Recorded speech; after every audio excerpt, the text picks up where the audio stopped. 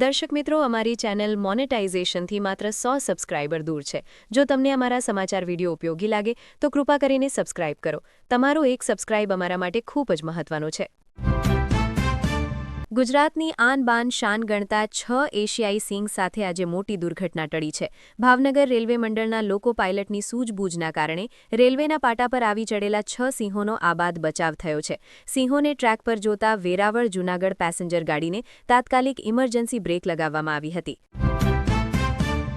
છેતરપિંડીનું hub ગણાતા રાજકોટમાં share બજારમાં ઊંચા વળતરની લાલચ આપી કાલાવડ લોડ પરના નીલકંઠ પાર્કમાં રહેતા મૂળ કચ્છના મહાવીરસિંહ પ્રતાપસિંહ જાડેજા સાથે આરોપી હિરેન સુરેશ અકબરીએ ₹96.30 લાખની ઠગાઈ કર્યાની ગાંધીગ્રામ 2 પોલીસ મથકમાં ફરિયાદ નોંધાઈ છે. 5 મે 1989માં બંધ પડી ગયેલી આર્યોદય સ્પિનિંગ મિલના 3288 કામદારોને આજે 36 વર્ષ બાદ તેમના વળતરના નાણાં ચૂકવવાનો ગુજરાત હાઈકોર્ટના જસ્ટિસ મોના ભટ્ટે આદેશ કર્યો છે. એક તરફ યુવા ધારાસભ્ય જિગ્નેશ મેવાનીએ ગુજરાતમાં દારૂ ડ્રગ્સના દૂષણ સામે મોરચો માંડ્યો છે, તો બીજી તરફ તેમણે કાર્યકારી અધ્યક્ષ નહીં બનાવવા ગુજરાત કોંગ્રેસના પ્રદેશ નેતાઓ જ મેદાને પડ્યા છે. વડોદરાના કરજણ પાસેની એક હોટલમાં પાર્ક મૂંગા પશુઓ ભરેલી ટ્રક લિફ્ટ માંગીને ટ્રકમાં બેસેલ ભેજાબાજ ઉઠાવી ગયો હતો. મુનીરે કહ્યું, ભારત સાથે યુદ્ધ સરળ નહોતું, અલ્લાહે બચાવી લીધા. મેં પોતે અનુભવ્યું. ઓપરેશન સિંદૂરમાં પાકિસ્તાન ખરાબ હાલતમાં હતું. ભારતે 11 પાકિસ્તાની એરબેઝ ઉડાવી દીધા હતા. હવામાં બંધ થયું એર ઇન્ડિયાના પ્લેનનું એન્જિન.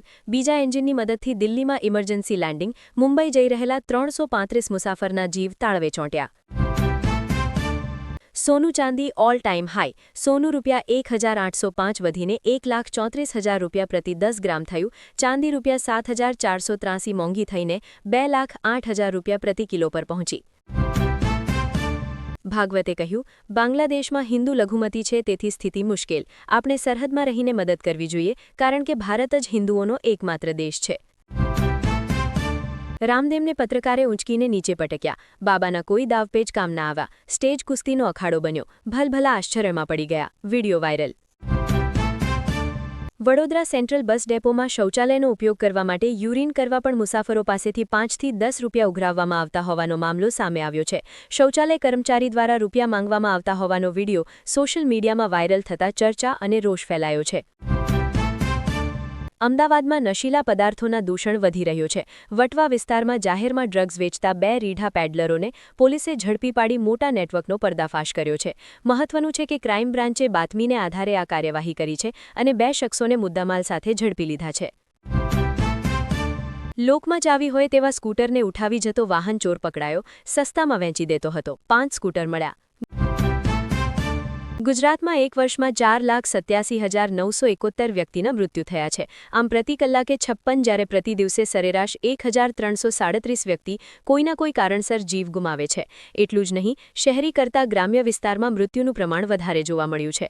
એક વર્ષમાં ગ્રામ્ય વિસ્તારમાંથી 2,49,706 અને શહેરમાંથી 2,38,265ના મોત થયા છે. અમદાવાદ ગ્રામ્ય વિસ્તારમાં હાઇવે પર ગુનેગારો બેફામ બન્યા હોય તેમ લાગી રહ્યું છે. બગોદરા વટામણ હાઇવે પર ગત રાત્રે એક દંપતીને નિશાન બનાવી 2 અજાણ્યા લૂંટારાઓએ માર મારીને તેમની કાર સહિતની મત્તા લૂંટી લેતા સનસનાટી મચી ગઈ છે.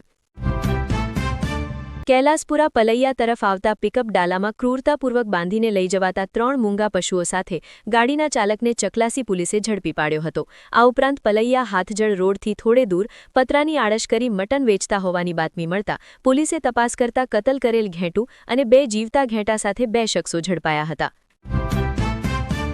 ન્યૂઝીલેન્ડના વડાપ્રધાન ક્રિસ્ટોફર લક્સને સોમવારે આ અંગે સત્તાવાર જાહેરાત કરતા જણાવ્યું હતું કે આ સમજૂતી બાદ ન્યૂઝીલેન્ડ તેના 100% ટેરિફ લાઇન પર ટેક્સ ખત્મ કરી દેશે, જેનાથી ભારતીય નિકાસકારોને ન્યૂઝીલેન્ડના બજારોમાં શૂન્ય ડ્યુટી સાથે સીધો પ્રવેશ મળશે.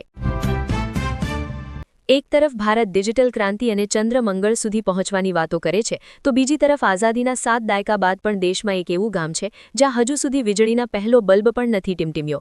હિમાચલ પ્રદેશનો ચંબા જિલ્લો, જેણે 117 વર્ષ પહેલાં એટલે કે 1908માં ભારતને પોતાનો પહેલો હાઇડ્રો પાવર પ્રોજેક્ટ આપીને ઇતિહાસ રચ્યો હતો, એ જ જિલ્લાનું તિલંગ ગામ આજે પણ ઘોર અંધકારમાં જીવવા મજબૂર છે.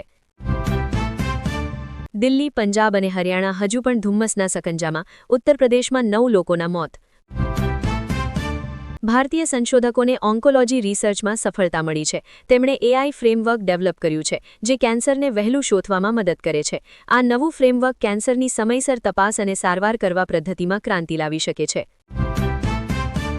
રશિયા અને યુક્રેન વચ્ચે ચાલી રહેલા ભીષણ યુદ્ધમાં હવે ગુજરાતનો વધુ એક યુવક ફસાયો છે. મોરબીના રહેવાસી સાહિલ મોહમ્મદ હુસૈન નામના યુવકે યુક્રેન સરહદેથી એક વિડિયો શેર કરી પોતાની આપવીતી જણાવી છે. સાહિલનો આરોપ છે કે તેને રશિયામાં ખોટા ડ્રગ્સ કેસમાં ફસાવી બ્લેકમેલ કરીને બળજબરીથી રશિયન સેનામાં ભરતી કરવામાં આવ્યો હતો. રશિયાનો યુક્રેન પર ભીષણ હુમલો, 7 દિવસમાં 1300 ડ્રોન 1200 બોમ્બ ઝીંક્યા, ઝેલેન્સ્કીનો દાવો. ગુજરાત માધ્યમિક અને ઉચ્ચતર માધ્યમિક શિક્ષણ બોર્ડે ફેબ્રુઆરી-માર્ચ 2026માં યોજાનારી ધોરણ 10 અને 12ના વિવિધ પ્રવાહોની પરીક્ષાઓ માટેના ફોર્મ ભરવાની મુદતમાં 2 દિવસનો વધારો કરવામાં આવ્યો છે. વિદ્યાર્થીઓ 24 ડિસેમ્બર 2025 સુધી ફોર્મ ભરી શકાશે. ઉત્તર પ્રદેશ વિધાનસભામાં મુખ્યમંત્રી યોગી આદિત્યનાથે કોડીન સિરપ કહાંડા અને વંદે માતરમના નારા અંગે વિપક્ષને ધારદાર અંદાજમાં ઘેર્યા હતા. તેમણે પુરાવાઓ ટાંકીને આરોપ મૂક્યો હતો કે સિરપ દાણચોરીના કેસના મુખ્ય આરોપીઓ સમાજવાદી પાર્ટી સાથે જોડાયેલા હતા. ચૂંટણીમાં જીતની ઉજવણી વચ્ચે પુણેમાં મંદિરમાં ગુલાલ ઉડાડતા ભયંકર આગ, 18 દાઝ્યા. દર્શક મિત્રો, આજના સમાચાર અહીં પૂરા થાય છે. તમે કયા જિલ્લામાંથી અમારા સમાચાર સાંભળો છો એ અમને કોમેન્ટ્સમાં જણાવો. દરરોજ સમાચાર સાંભળવા અમારી ચેનલ વિશ્વદર્શનને લાઇક કરો, શેર કરો અને સબસ્ક્રાઇબ જરૂર કરજો.